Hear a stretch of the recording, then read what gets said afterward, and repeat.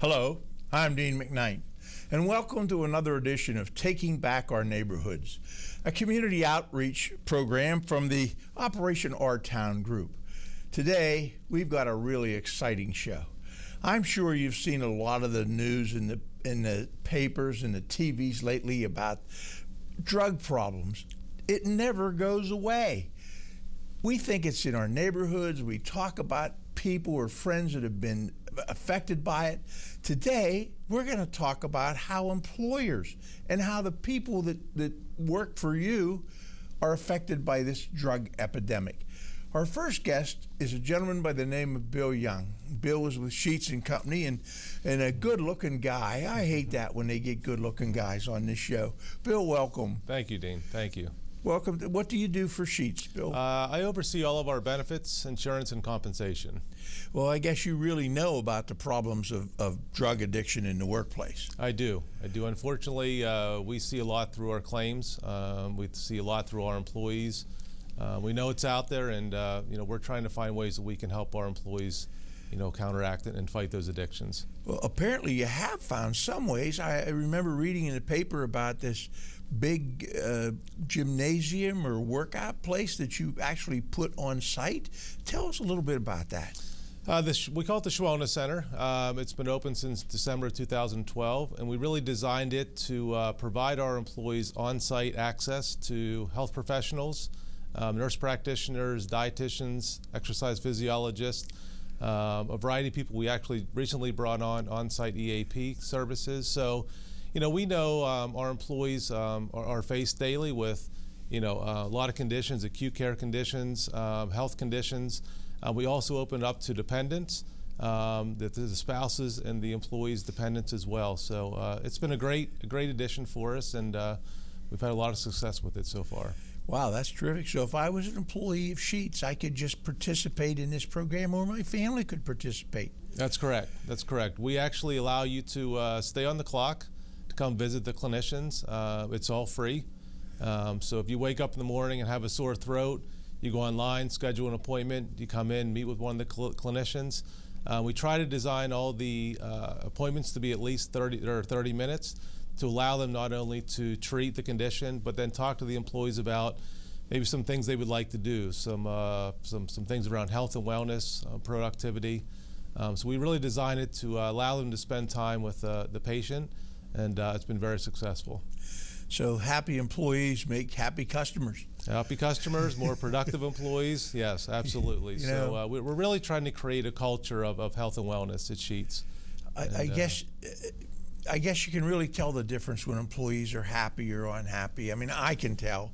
I go into a facility and I order something, and the smile and the response and the thank yous versus what do you want? Yes. Yeah, we try to create a culture of TCF, total customer focus. So, if the employee comes to work and they're either sick or they have a lot on their mind, obviously they're not as focused on their work as if they weren't. So we're trying to create the environment and the culture where we will help them with those issues and allow them really to focus on their job.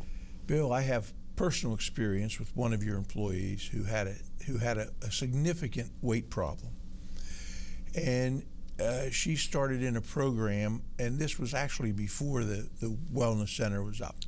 She started in a program, and Sheetz worked with her through this whole process, even before. So your concept of employee wellness goes back further than many of us appreciate. Yeah, I've been with Sheetz for about 13 years as an employee, and I would probably say for the last 10, we've really been focusing on a lot of workplace wellness. We really have three pillars of it. One is the physical well-being of people. The other one is the emotional well-being. And the third is the financial well-being. So we're trying to look at it from all aspects of health and wellness. But we've really been doing wellness initiatives for about 10 years, and the on-site has been with us for about the last 2 years. And you're happy with the results of that? We are very happy. We look at eligible populations, and out of the eligible people, to say eligible, that's the ones that really have access to facility. We have almost 50% of those folks that have come in for a full biometric screening in the last 2 years. So they've come in, they've got a screening done, they understand what their numbers are, their cholesterol, their sugar levels. We've also had a lot of folks that have become chronic conditions, either high blood pressure, diabetes, high cholesterol. We have about 65% of those folks that are engaged with clinicians working on ways to improve those outcomes as well. So now I'm thinking that you probably see some benefits of that in the cost of your own health benefits that you offer your employee. We are self-insured, which basically means we pay all the claims that we incur. So we have Highmark who administers our claims for us, but the more we can make the plans attractive from a cost standpoint, the employees pay about 30% of the cost.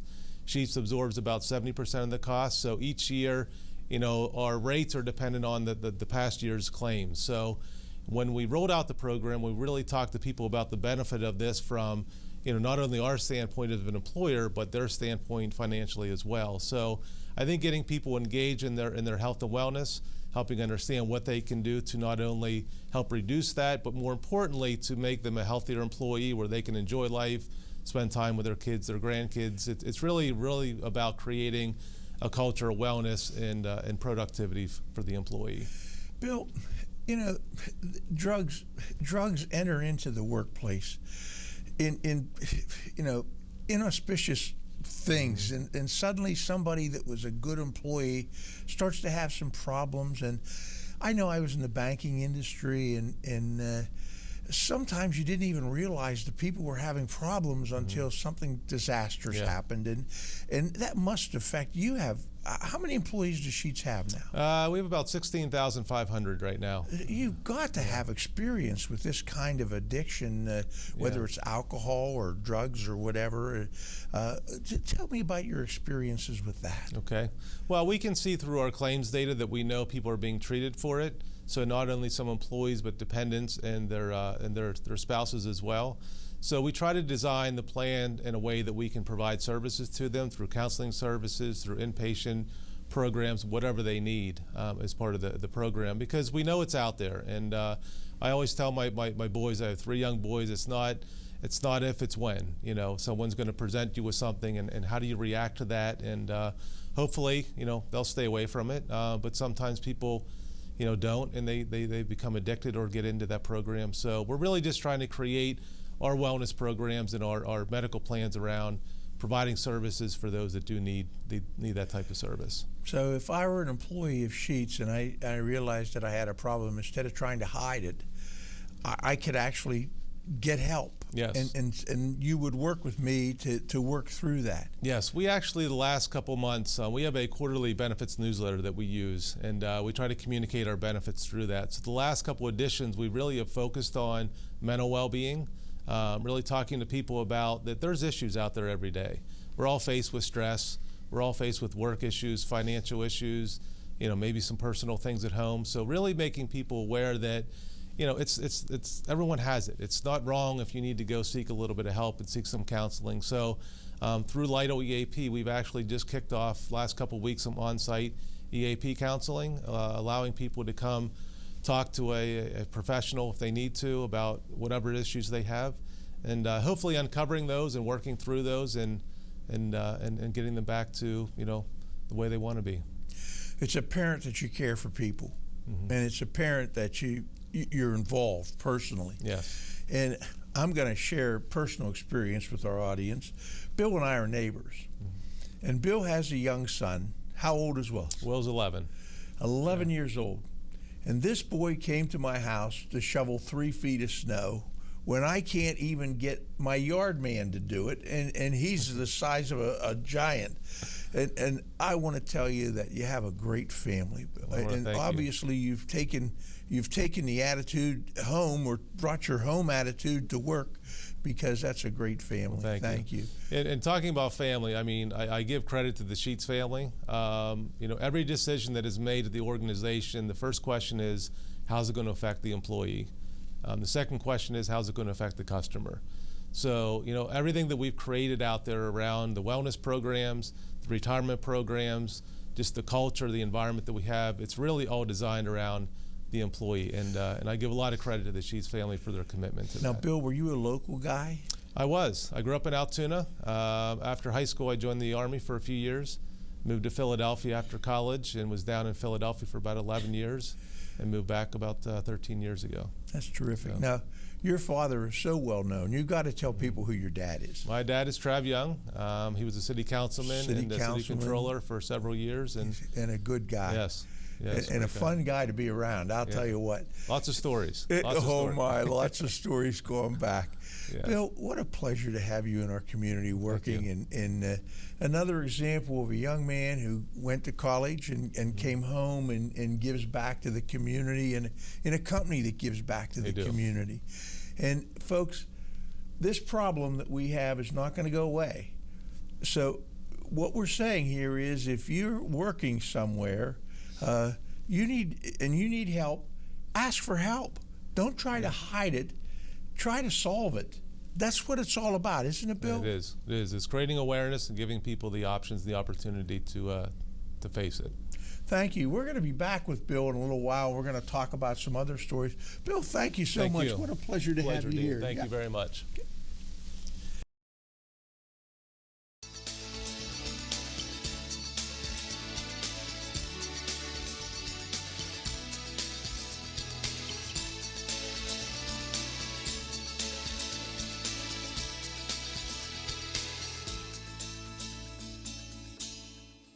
Most of the kids come from homes that are somewhat dysfunctional. A lot of times they don't have a parent at home that can help them with their homework. All they see is maybe the big brother who's been a drug addict. We have kids in the program actually whose parents have died from drug overdoses. The human cost to our community is high, but drugs and crime also impact business. Think about your own family. When my family goes out to shop and conduct commerce within the city or in the community in general, I think it's very, very important that we all have that peace of mind.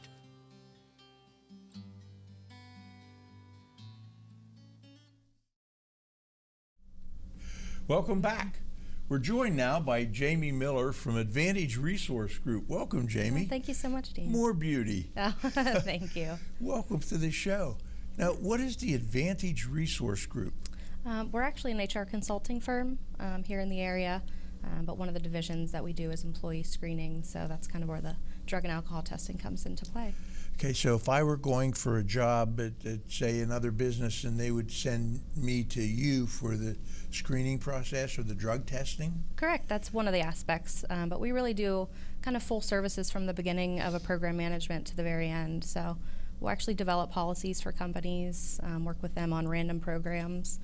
We also do reasonable suspicion training, so we'll come in and teach those companies how to know whenever to look for the signs and symptoms if someone is under the influence or abusing. Now, one thing a lot of people don't know, alcoholism and drug addiction, aren't they covered by some special workplace rules? Like, you just can't fire somebody because you think they're an alcoholic or that they're doing drugs. Right. Am I correct? Right. You actually have to have the program in place to begin with to show that you are testing and that you are a drug-free workplace. If that's not clearly outlined and that your employees understand that, then you really can't fire them for those purposes. And that's where the reasonable suspicion training comes into play. So you know what to look for. You don't just kind of say, oh, you know, Joe doesn't seem right today. I think he might be drunk, and we're going to fire him. So there's certain criteria and steps that you have to follow. So again, we're saying to employees, if you got a problem, get help. Don't get fired. Get help. Exactly. You know, it's really. So, how many companies do you work for? Oh goodness, because we actually manage testing nationwide. So really, there's hundreds of companies that we work for. We also partner with a lot of labs to do collections for them. So national companies. So Sheetz, we actually do testing for them. We do their collections. We do testing for Walmart. So it really varies from larger national companies to even some smaller local ones. So we work with industries even such as banking, which you used to be in. Yeah. We do, retail, food service. It really varies depending on the business, if they place a focus on a drug-free workplace. That's, I'm old. Okay. You're not that old. Well, yeah, I'm pretty old. Back when I was active in the community, Sure. and back when I started, these things were unheard of. Even alcoholism really was not a problem. We just kind of dealt with it on our own. But today, I hear from employers that, particularly truck lines, that they'll get 5 or 6 people in that have the right qualifications, and then they'll say, well, show up for drug testing tomorrow, and 2 or 3 of them won't show up. Yeah, it really is becoming an issue because another aspect of our business is staffing. So we do temporary services.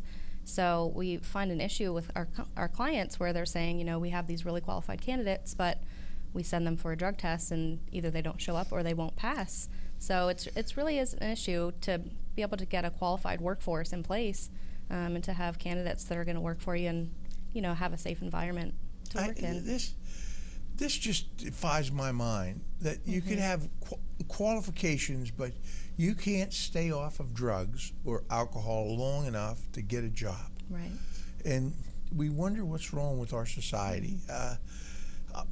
I don't have any answers. I just have questions. I wish we did. People like yourself that are working to make it a better place. What exactly constitutes drug testing today?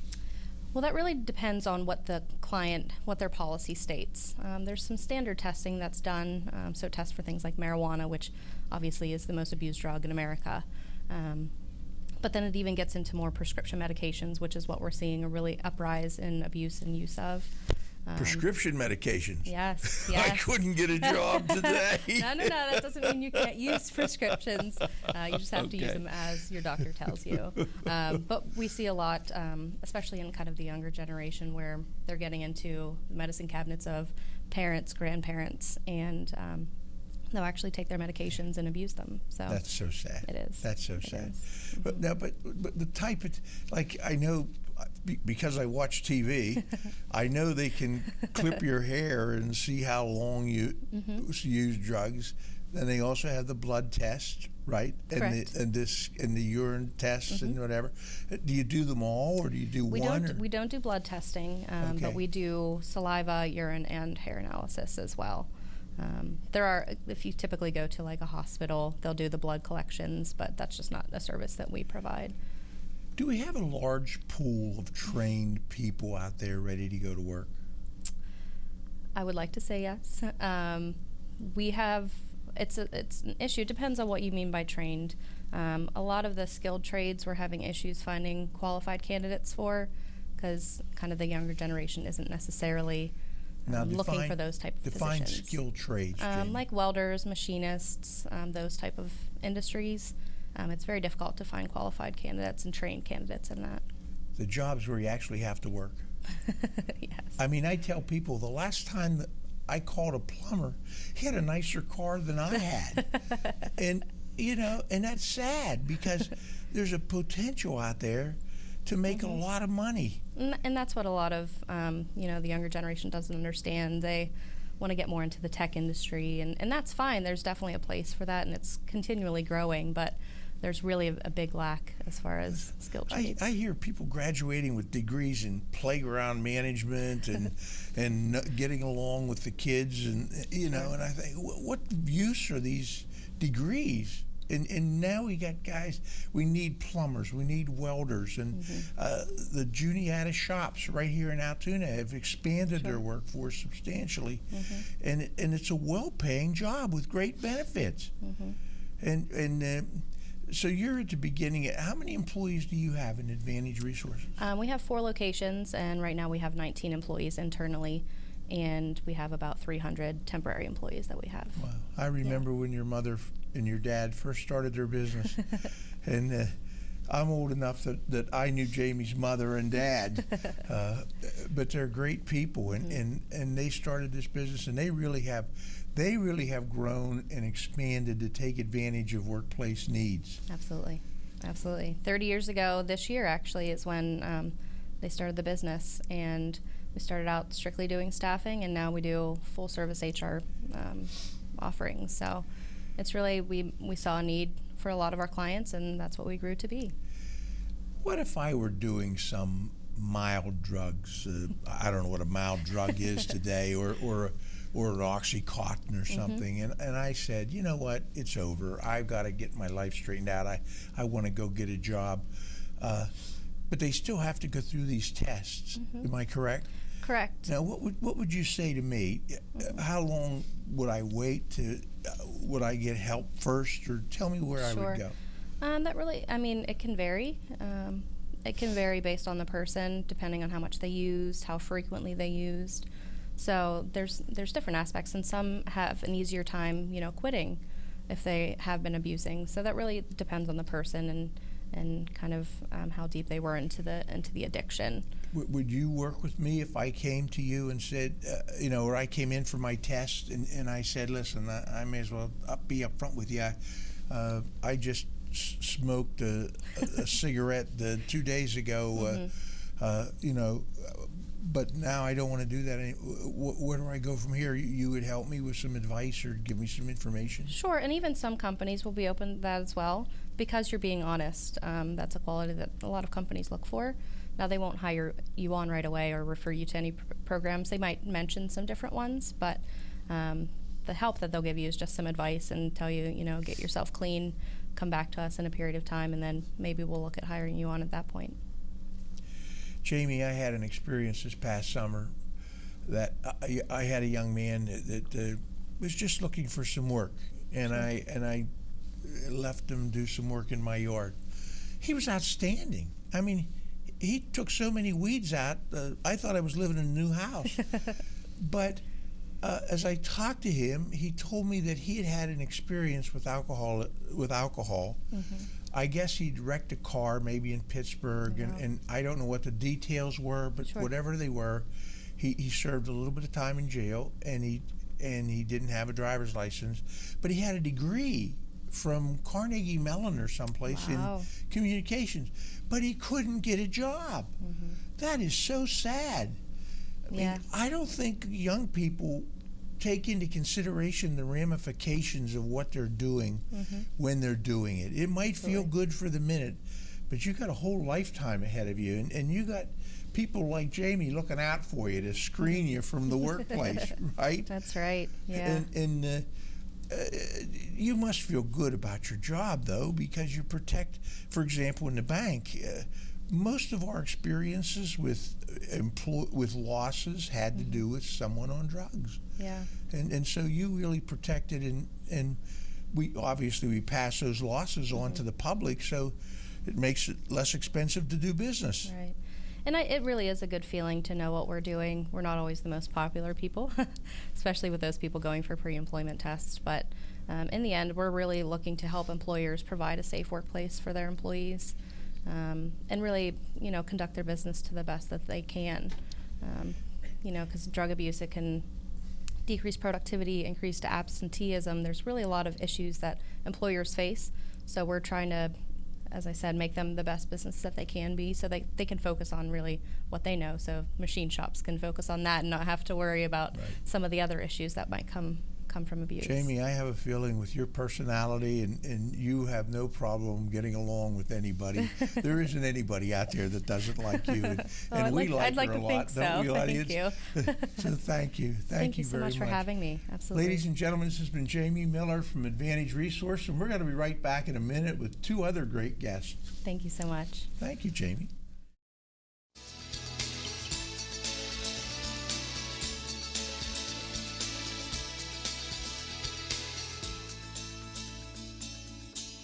Operation Our Town's mission: facilitate partnerships between the community and business to fight drug use and crime through proven law enforcement, treatment, and prevention techniques. The Gloria Gates Memorial Foundation, our main goal is to try to break the cycle of poverty. And in order to do that, we have to address the factors that are involved in poverty. Because of strong financial support from area business and an energized effort from citizens in our community, Operation Our Town has made a positive impact in our neighborhoods. I've seen the results. That just made it a no-brainer as far as me wanting to be involved and involving our business in it as well. A lot has been accomplished, but is the fight over? Of course not. If we didn't have an operation in our town, then some of these programs wouldn't exist. Really, it helps change some lives. Welcome back. Two more great people with us today. Donna Cruse, welcome Donna, and Steve Lytle from the Lytle EAP Partners. Steve, tell us a little bit about Lytle EAP Partners. Well, Lytle EAP Partners is a company that started about 32 years ago here in central Pennsylvania, actually in the Altoona Hollidaysburg area, and now provides services nationwide. We're in 30 states, 5 provinces in Canada, and providing services to employers all over the country. That's unbelievable. You know, I'm learning so much. I thought I knew everything about local businesses, but we've got a lot of businesses that are kind of flying under the radar and involved in interstate, everything. And we better start appreciating what this economy and what this place is we live in. That's just wonderful. And Donna, what do you do for this Lytle group? I'm the Director of Business Development, helping to market our programs and also work within our client companies and trainings and keeping them up to date with what we're doing. Now, you offer employee assistance programs. Correct. Yes. Now, we've talked to 2 people. One puts out benefits, one tests people to see if they even qualify to begin with, and you guys work with me if I have a problem while I'm employed. Is that what you do? That is correct. Lytle EAP Partners provides programs to the workplace. So we work with employers as they're dealing with the issues and stresses that their employees have. In the previous segment, you were talking a little bit about Sheetz and Advantage Resource and testing and wellness. We talk about employee assistance, helping people to get better, to be more productive employees. When they have problems with addiction or they have problems with stress and anxiety, things of that nature, the EAP stands there with professional people to be able to help assess that problem and get them to the right resource. You know, I'm going to tell you the truth. May I call you Steve? Yes, absolutely. Steve, not just drugs and alcohol, but stress, depression. There's all kind of problems out there today. And so if as an employer, I could refer one of my employees or take a self-refer, I guess, if the company belonged to the program. Right. Is that correct? It is absolutely correct. We really encourage people to seek help on their own. But as we all know, we're all victims of circumstance in our life and experiences. We have stresses, we have pressures from family, pressures from the business environment. Employers want happy, healthy, productive employees. We want to help create that, but we need to be able to provide an opportunity for them to get to a great resource. EAP provides that. So yes, you can reach out, you can self-refer, but you can also have the company be very involved in that process. Donna could talk a little bit about how we do informal referrals, how we do training and create awareness in the company. Well, let's do that, Donna. Tell us about that. Well, one of the key elements to our employee assistance program is that when we put the program in place, we go on site and we will work with the company and we train the managers and supervisors on how to recognize job performance issues, how to observe an employee, and then how to document. We all know we should document, but do we? And do we have the tools to do that? And do we know how to do that? So then after documenting, are we seeing an issue with an employee? Then we train the supervisor on how to contact the EAP, and they have this management consultation piece right there that they can consult with the EAP on what they're seeing with this employee. We train them on what to look for, so we also train them that they are not the one to diagnose what's going on with the employee or why they're late or what's going on at home or what they know about that employee. But they can then make a referral to the EAP because they see job performance issues. And then the counselor, the professional, can make the assessment on what is the issue, what kind of help do they need. And the employee and the workplace and the EAP are all on the same page and they can all communicate. Certainly we get releases signed so that everyone can talk. But it's a real key. Supervisors don't typically know how to do that. They know how to make widgets, and maybe they made the best widgets, so then they got promoted to supervising people that make widgets. So we can come in and help train them on the supervisory skills. Wow, that's wonderful. I mean, so you could learn on the job, get promoted on the job, and some of these people we talked about earlier that are working in physical, like plumbers, electricians, as they move up the line in an industrial business or environment, they can learn new jobs and supervisory skills, which you wouldn't necessarily learn if you were doing the technical side of it. Exactly. That's terrific. Now, let me ask the question, either of you can answer this. Which of all these problems, okay, the drugs, the alcohol, the depression, whatever, what do you find maybe the one or two most prominent things that you're contacted by employers or employees? It's interesting. It depends on the industry in a lot of cases, and because I've talked to you about the breadth and scope of our service client base, we serve clients in the banking industry, we serve them in manufacturing and service industries, professional services. You'll see differences depending on the kind of work that people are doing and what they bring, but one universal thing we do see is very consistent. It's relationship and emotional issues that stress people the most. We in the business of EAP talk about presenting problem and diagnosed problem. And it's very important to understand the difference. People bring to us their problem. That's the presenting problem. Very likely it's a financial concern, it's difficulty with children, it's a spousal issue, there's something like that. But the professional that Donna was talking about, our master level clinicians, sit down with that individual and sort through that problem.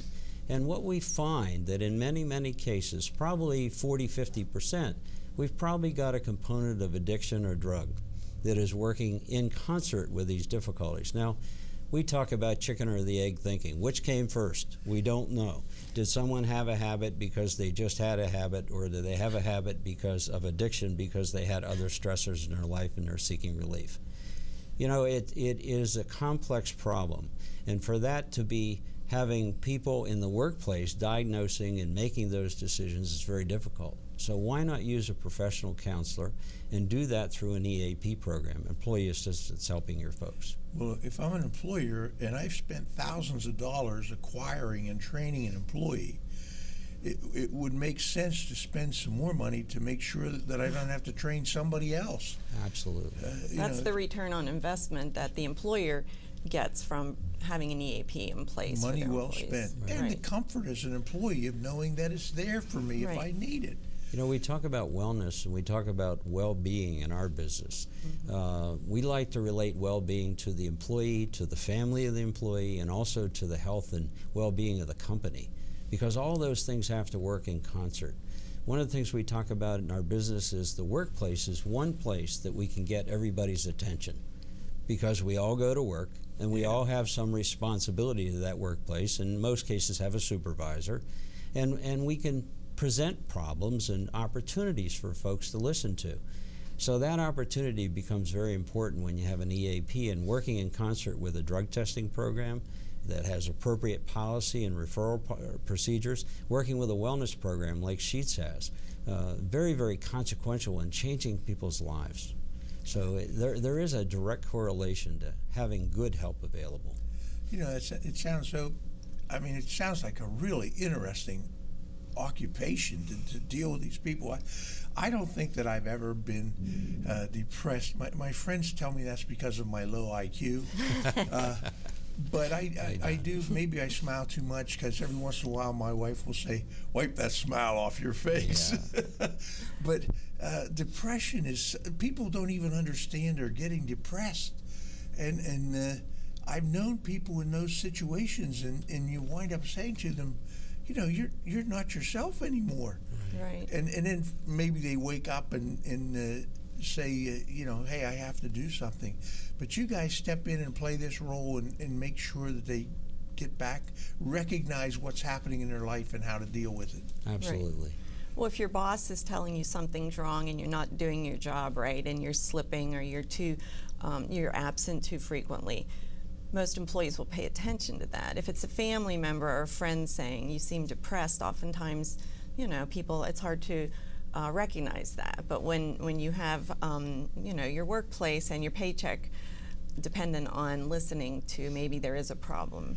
The threat of job loss today, I mean, there just aren't that many jobs around. So, you know, people have to be conscious of the fact that if I lose this job, I may not find another one so easily. Right. It's a very important factor in considering getting help. You know, we like to think that, as I said earlier, that people would seek help on their own. Many times they need a motivator.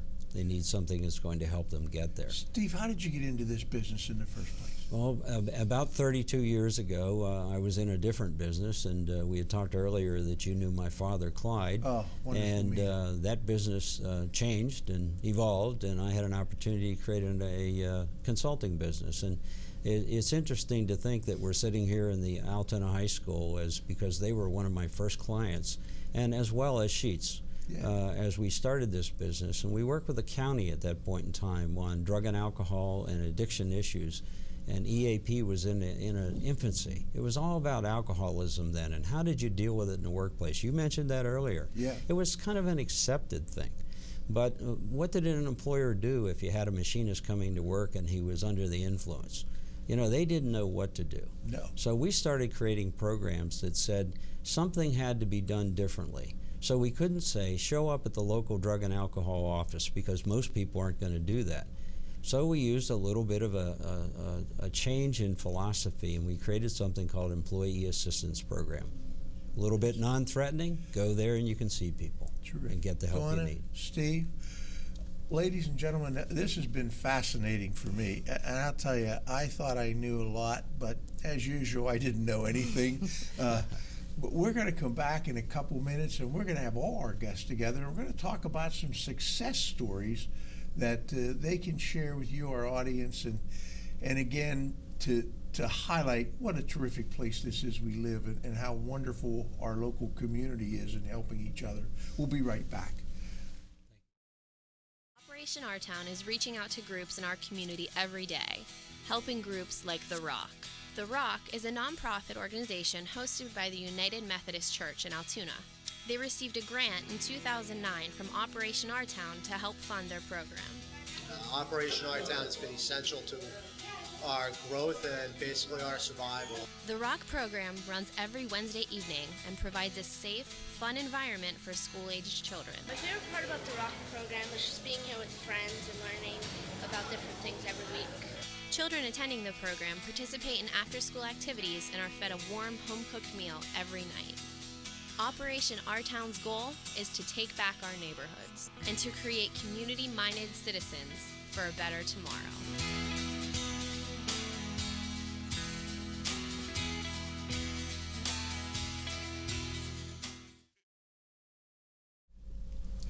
Welcome back. Well, we have all four of our informative, intelligent, and good-looking guests back, and your old-time moderator. Bill, welcome back. Thank Bill you. Young from Sheetz & Company, Jamie Miller from Advantage Group, and Steve Lytle and Donna Cruse from the Lytle Group. And I said we were going to talk about some success stories. Bill, start with you.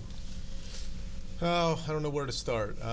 We've had a variety of success stories at the Wellness Center since we put it in. I think in totality, I think the employees that we've reached out to that have got biometric screenings, who have not had physicals for years, haven't been to the doctor for years. A lot of those folks, now almost 50%, have gotten a physical this year, identified some areas of opportunity through high cholesterol, high blood pressure. I think over 48% of those have made progress back towards normal readings. So to me, that's a huge success story where people become aware of what's going on internally inside of them. Absolutely, in mass, a group, not mass. But as a group. Yeah, and individually, we had a lady came in a couple weeks ago, had some chest pain, actually ended up finding a diagnosis for early breast cancer. So she went in, got some treatment, she's doing very well. And probably our biggest success story was one Friday afternoon, we had an individual who wasn't feeling well, had some chest pain, a little dizzy. She was going to go home, and our coworker said, "Why don't I take you up to the Wellness Center?" So they brought her up there. We were actually checking her in, and she collapsed and went into cardiac arrest right there inside the Wellness Center. Thankfully, our clinicians were there, responded quickly. got the AED out and got bringing her back. Gave her compressions and CPR for about 15 minutes. The ambulance came, took her to the hospital, and she had 99% blockage in 3 of her main arteries. 3 months after that, she was back to work. So it actually truly saved her life. And a lot smarter. A lot smarter, and she's aware of things now, and she's become involved with our clinicians and the dietitian, Thanks and to has you. changed her life. I think it's not a diet; it's a lifestyle change. It's a lifestyle change, and you need to be aware of what you're doing, how it affects your body, and adapt to it. So we've had lots of success stories. Guys can be proud. The Sheetz family can be proud. It is. We can be proud of you having you guys in our community. Well, thank you. Jamie, how about you? Well, mine actually seems kind of like an unconventional success story. Some people might hear it and think it's more of a nightmare than a success, but a recent success we had was working with a company. They were having issues, a lot of absenteeism, workplace conflicts, and just doing some research and really paying attention to their employees. They felt as though drug abuse was coming into play. So we partnered with them, really implemented a policy, got that up and running, and a lot of companies, whenever they're first implementing these policies, they'll do kind of a grace period. So it gives your employees a chance, if they really want to work, if they're really committed to your business, to their jobs, gives them a chance to actually get clean. So there's kind of a grace period that's in place. Before the end of that 30-day grace period that he had for his employees, he had lost 14 of his employees. Oh, wow. They just up and left. So that's kind of the nightmare part, that some employers are like, that doesn't sound like a success, but really after that, even with that high turnover, they've now seen better productivity from their employees, better quality of candidates that they're getting into place, and it's really increased their profits because, kind of like you guys were saying earlier, happy employees make happy customers, and it really does benefit your business in the long run. But probably communication between employees. I mean, I find it difficult to talk to somebody across the table that looks like they're staring into space and has got the tattoos of the world all over their body, and I find myself getting, if I was working beside somebody like that, I don't know if I would have much in common, which is, like I said, is terrible to say that because they're probably saying the same thing. Donna, how about you and Steve? Well, I can think of one example is one of our companies. This employee was in sales and customer service, and the employer was getting feedback from customers that this salesperson was not servicing their accounts and taking care of their customers, and the customers were upset and threatening to go elsewhere. So certainly the company was paying attention to that, and they called the EAP with the information. They made a formal referral for the employee to see the EAP, and the EAP counselor diagnosed him with addiction issues and referred him to drug and alcohol treatment. And happy to say that he complied. He was willing to do this, and he's still clean. The employer feels like they got their old guy back, and he's the good salesperson that they had before, and he's still working with the EAP on aftercare and follow-ups, and that's one example of how the EAP can work. Donna, that's terrific. Steve, how about you? There's a multitude of stories that we can think about over the 30 years that we've been doing this business. We see thousands of people a year at our clinical group. I think about success stories in light of employers like Sheetz that are looking at measurable results, looking at productive and happy employees that really can come to work and be functional. They're a caring employer, and most employers that we work with do that. We see stories every day of people being motivated to come to our business, see our counselors, and get success to return to the workplace and be productive. That being said, the individual cases that Donna cites and Jamie talks about and Bill are very, very pronounced in what we can measure success in. Are people motivated to get help? And if they are, then what kind of help do they need? We're 24/7, 365 days a year. We never stop doing what we're doing. You can call the EAP anytime. And I remember stories of every year they're different, but the person is calling with a very, very severe and difficult problem that could be anxiety and depression that you've talked about. to saying, I don't know how to change a tire. Now that sounds very benign, but when you think about it, that person is having trouble getting to work. Is that a problem that needs solved? Yes, absolutely. To the extreme case of the gentleman calling on the Smithfield Bridge in Pittsburgh, standing on the bridge with a cell phone to his ear saying, I'm calling the EAP, and I'm spending 4 to 6 hours trying to get the police to come. And that person, we saved them. And so many of those clients come back to us and say, you saved my life. That makes a difference. That's a success story that the employer benefits, we benefit, and ultimately the individual does. It's got to make you feel good about what you're doing. Wow. Ladies and gentlemen, you know, you can help. How do we keep people from getting started down this road? You've seen the billboards. I'm going to give you the phone number once again. If we could cut off the supplies at the source, we would have some major victories. Push out the pusher. Push out the pusher. 693-3020. 693-3020. You see suspicious activities, you see something happening, call the phone number. You don't have to diagnose the problem. Let them do that.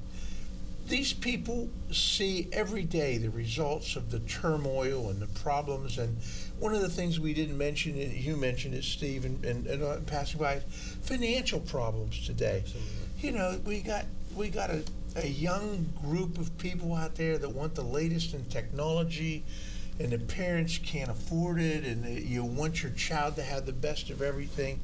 I always said that the secret of life is to give your child the best of everything, and when they get everything, move in with them. That takes care of all the problems. But thank you so much. And Bill, you tell your boys that I'm so happy that they're my neighbors. I know next time it snows, I've got a solution. Jamie, you tell your I'm sitting here looking at you and I see your mother. You look like your mother. Donna, what a pleasure. What a pleasure. Thank you, Dean. Steve. Good to see you. This is like old home week. Folks, Blair County is the place to live because you'll never meet a stranger here. I thank you for watching today. We ask you to tune in again and support Operation Our Town. It's a special organization with a special purpose, and I've said it a million times. If you can't donate your time, donate your money. Somebody else is willing to help if you're willing to do something. Thank you very much for listening and watching, and you guys I hope you're so successful that I don't ever have to see anybody else have a problem again. See you later, ladies and gentlemen. Bye-bye.